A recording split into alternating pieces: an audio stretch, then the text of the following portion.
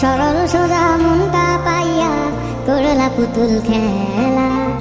আমার যতই আদর তোমার ততই অবহেলা। সরল সোজা মনটা পাইয়া করলা পুতুল খেলা।